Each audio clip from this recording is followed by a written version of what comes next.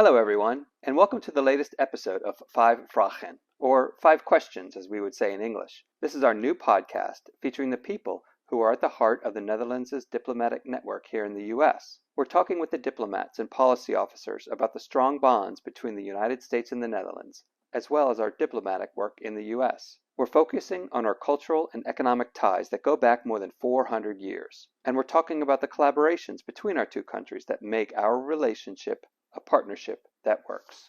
I'm Jeff Alenak from the Embassy's Communications Office, and I'm here with Jaap Slothouwer, who is the Executive Director for the Americas of the Netherlands Foreign Investment Agency. Thank you for joining me today, Jaap. You're welcome. Happy to be here. Jaap, I understand your role here is to persuade U.S. and Canadian companies to set up shop in the Netherlands. But I also understand that NFIA, as we call it in the halls here, Right. is shifting its focus a little bit. And we'll talk about that in a moment. But I first want to take a step back. What's your background and how did you find yourself here at the embassy? Good question. It's been a long journey. I've been in business for over 20 years and I used to work in the US as well. Now, when you get to nearly 50, you think about, okay, what am I going to do with my working life now So you have 20 years to think about that still. Yeah, exactly. So I thought I'm going to go into government and I'm going to go to Canada. And there was this great opportunity to set up shop for the NFIA, for the Ministry of Economic Affairs in Canada in 2018. So you started it. I started it. That one, okay. And then lately there was the opportunity to continue that journey here in Washington, D.C. So that's how I did my business to government in a little bit of a smaller setting in Canada, but really focusing on Canadian businesses from East to West Coast, and now in D.C. for both Latin America and North America. Okay, so it's all North of America. It's all North America then. It's not just, but the concentration is Canada and the U.S. Yes, it is. At this moment, it for sure is, and we're working very close together with our colleagues down south to understand what the potential is and what the services need to be in South America. Okay. What role does the NFIA play in helping foreign companies open up shop in the Netherlands? It's twofold actually. It's both from a strategic perspective in supporting businesses to gain insight into what the Netherlands as a gateway to Europe and what Europe could mean to their business. We don't do the business case themselves, that's owned by the business, but we give them government support and insights to build that business case. The second thing that we do is very operational. We help businesses set up their entity in the Netherlands and continue to support them in growing their business in the Netherlands. Is there a certain type or size of companies that you target, or is it we're just trying to bring more business over? Well, that's indeed where we're shifting a bit in our strategy. So that used to be the case, but growth causes growing pains, and what we're noticing now is that we need to be a lot more specific in what entities really need our support and really need to support our global challenges, and bigger is not always better. So it's very specific on what we do, and size doesn't really matter. It's more about impact. Solving global challenges, that's bringing across the board of the Dutch foreign policy. They really are trying to work together to solve global challenges. So it's a very collaborative country. Yes.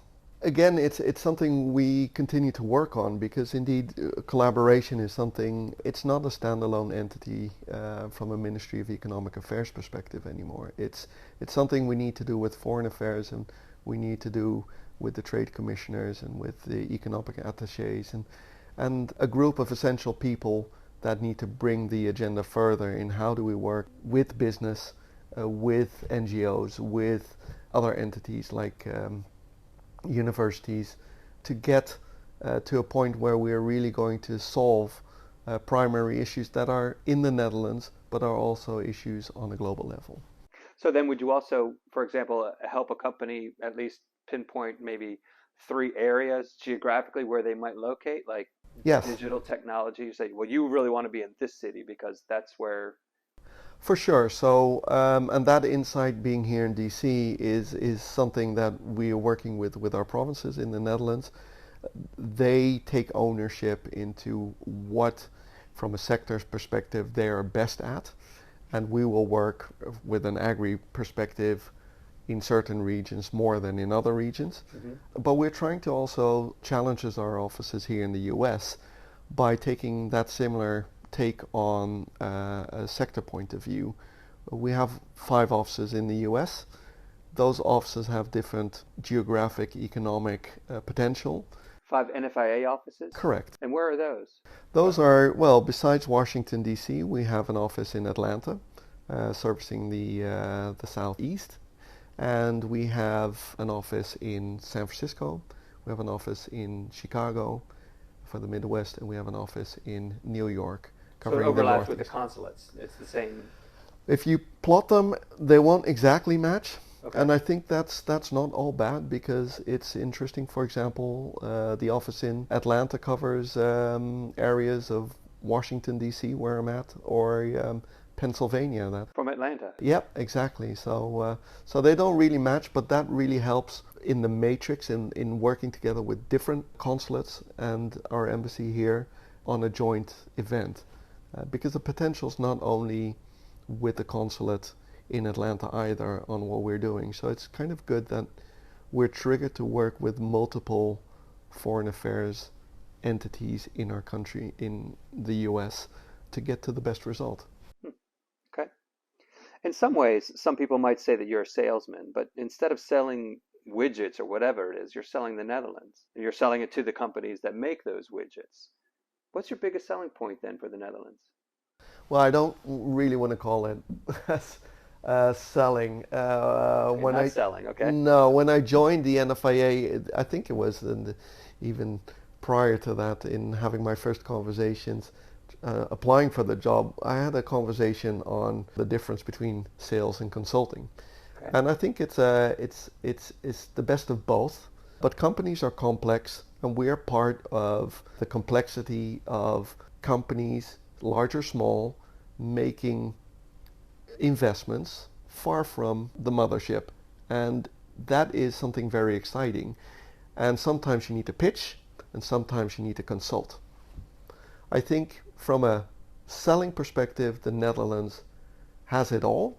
It's just not all there for grabs, and that's where the consulting comes in. What do you mean, not all there for grabs? Well, if you take a look at space, for example, or specific talent that you're looking for, or families that you want to bring in with the company that need their schooling, etc., you need to be specific. And that's where, together with the regional development agencies and the umbrella of the Invest in Holland network, we're more like consultants, because you got to ask before you give an answer, and you cannot only pitch. So there, where there's more space needed, we need to figure out where in the Netherlands we got that space. Where there's need for more logistics, we'll probably be working with more in the entities of harbors and the airports and the infrastructure. It all depends. It's really custom. So it does. It sounds like it changes depending whether or not you're talking to a Canadian company or an American company. Yeah, or is for sure. Or is that irrelevant? No. That's why sometimes people ask me, do you have a PowerPoint of this or that? And the funny thing is, we don't. It's really so customized in what we do, and that's why I like the conversation on sales versus consulting, because it's just not, oh, you're an engineering company and you got big things to ship, we'll put you in Rotterdam and all will work well.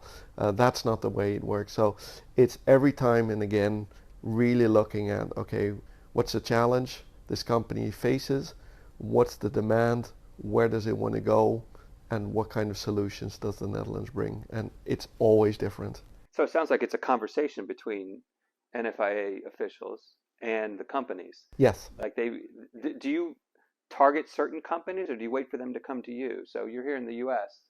Do you think, I've heard of this company out here in the Midwest, they might do well. Do you go to them, or do you wait for them to come to you? Well, also in the new strategy, we're trying to be more proactive in reaching out to the companies where we think they're going to benefit most in, getting to those clusters and those ecosystems in the Netherlands where we need to fix those global challenges. But it's a bit of both. It depends on the region, depends on the country.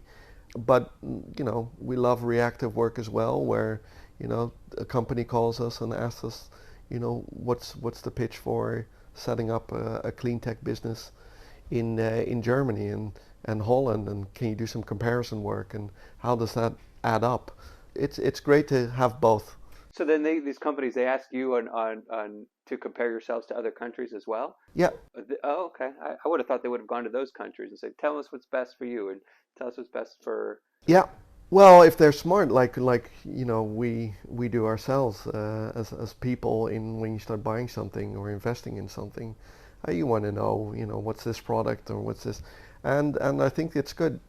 In the small country of the Netherlands, we have an interesting competition going between the provinces in, okay, what are we good for, and how do we compete or compare towards our peers within the Netherlands. But within Europe, it's a great union where there's a free movement of products and people, but there's still very much a competition between us and the countries around us, and it keeps us sharp, and trying to do our best for what we think is good for both the companies as well as for the Netherlands. I think competition is good. Yeah, yeah.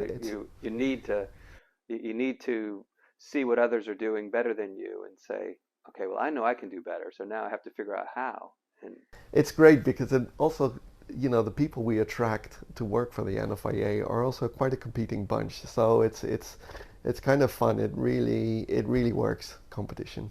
what's your biggest hurdle in trying to persuade companies to open up in the Netherlands?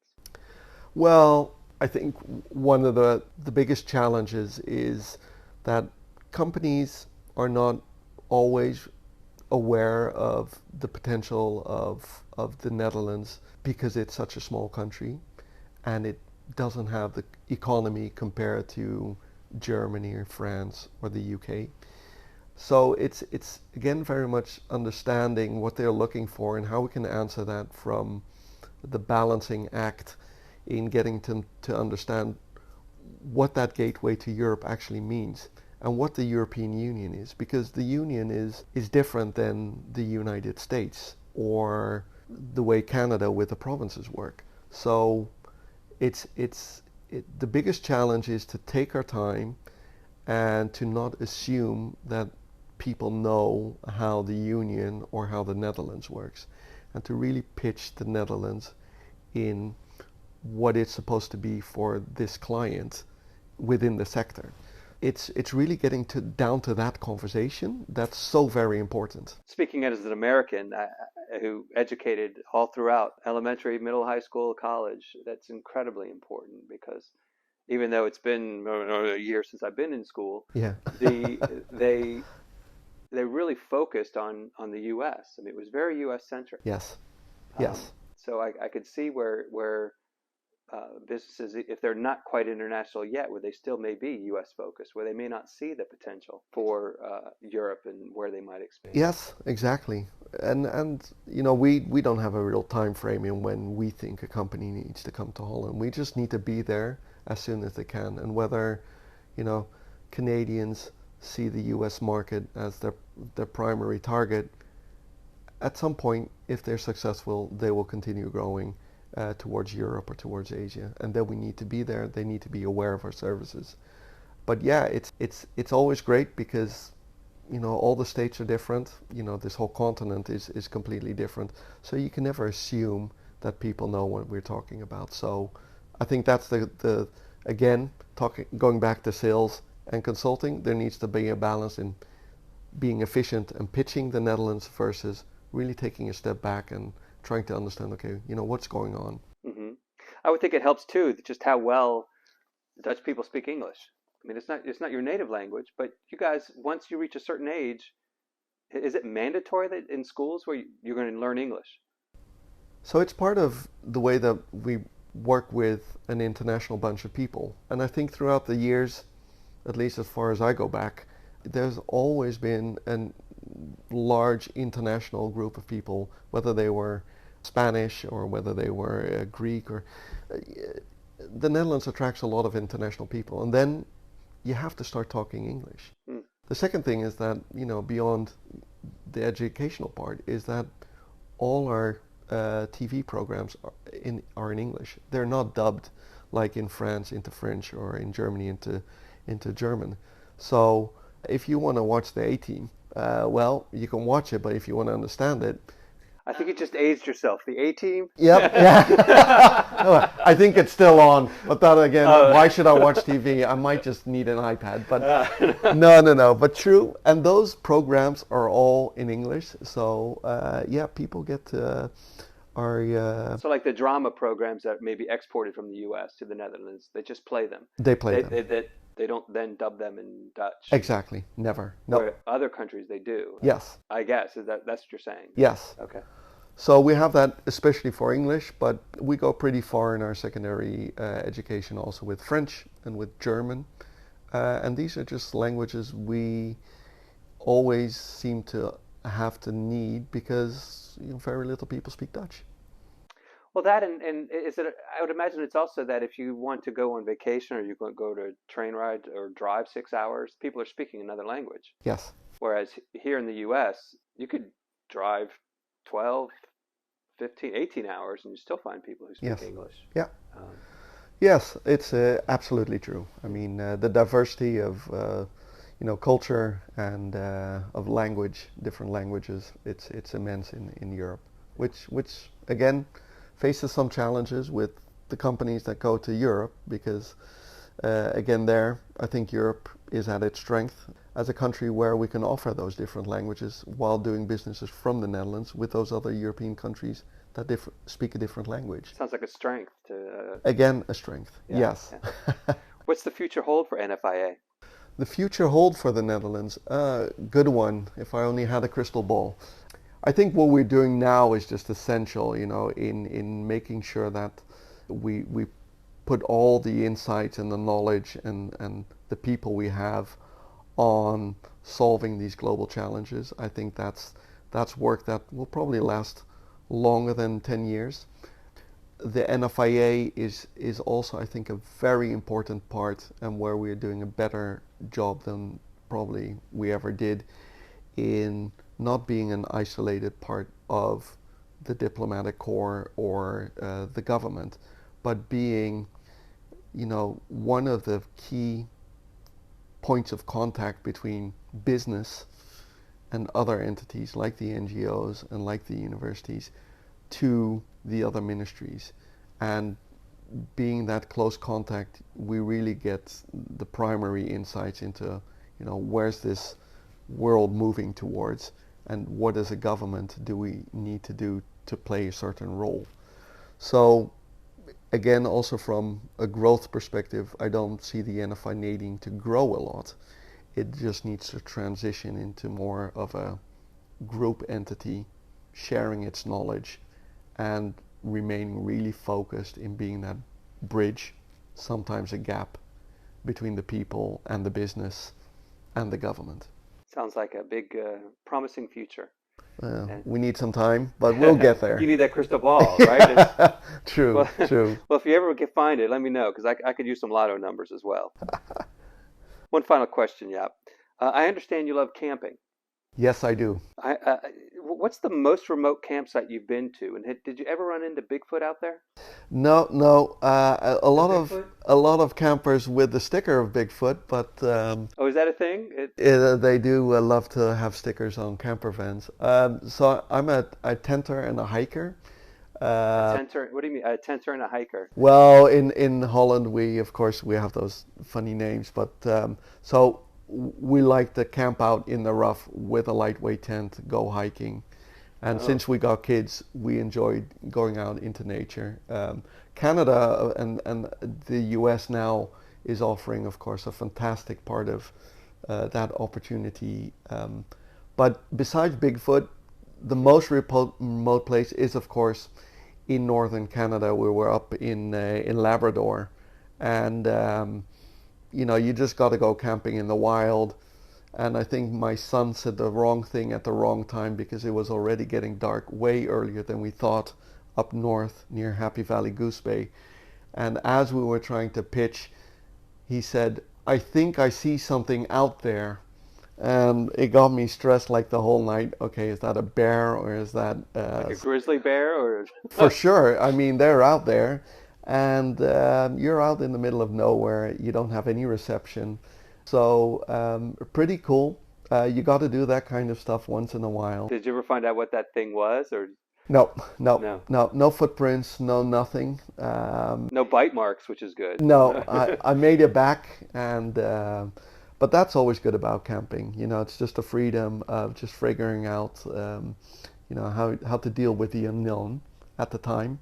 How to deal with what? I'm sorry? With the unknown. Oh, with the unknown. Okay. Yeah, Yeah. and just take it step by step. So last time I took part of the NFIA out camping up north of Toronto, and Like an office outing. like an office outing for a couple of days, and some of the team said, so what are we going to do when we're camping? And I said, well, that's it. When you go out, that's what you're doing. You're camping. You gotta, you know, find your food. You gotta get your gear together. You gotta prepare your food. It's not like a 5-star hotel No. where you get to, no, camping is camping. That's like the effort. And how did that go over? How did that? Fantastic. Did it really? Absolutely, yeah. I hope that I can take the teams out here in the US as well. Bought myself a canoe. It's a lot of fun, and even the people that don't like it, they love it at the end. Probably won't do it ever again, but So they're kind of grumpy in the beginning, and then for at the sure. end, they don't want to go back to the office. Well, I think they're very glad. Even I'm always glad to go back into you know, my home and clean sheets and everything. But it is good to get out of your comfort zone. It always takes some time to get accustomed to it. But it's also great to get back home and feel relaxed about, you know, the comfort of what you've built around you. And then do you start planning your next trip once you're back? Always. Always. Yeah, always. Gotta have that North Star. What's next? Where's here in the U.S.? Do you have your next camping trip planned? Well, I'm hoping to actually drive off to Phoenix and the areas of Arizona. Drive from here? Yes. Wow, that's a Well, 5-day drive, maybe? no, I can do it probably in 2.5. Can you but, really? Okay. Yes. Wow. It's without speeding, but it's more, you know, I've driven from Toronto to Edmonton in 2.5 days, so I should be able to make it to Phoenix, which is a lot less kilometers. And do you camp along the way then? Like Yes, for sure. So usually I take one drive there and then slowly take the path back home and figure out how things work. sounds interesting. So yeah, with wife and kids. So With wife and kids. Well, everyone needs to be happy. Yeah, sounds like it's a good way to keep them happy. Fresh air and absolutely. And It's the great worked so outdoors. far. Yeah. well, that's all we have time for today. Thank you again, Jaap, for joining me for this episode of Vijf Vragen. And to our listeners, thank you for tuning in. Please tell us what you think in the comments below, and be sure to click on the subscribe button and turn on notifications so you don't miss our next episode or the other videos we post to our YouTube channel. I'll be back behind the microphone next month with another member of the Dutch Diplomatic Network in the United States. Until then, you can keep up with our work on any of our social media channels: Facebook, Twitter, Instagram, or LinkedIn. Just search for NL in the USA, and you can stay up to date on how the United States and the Netherlands have a partnership that works.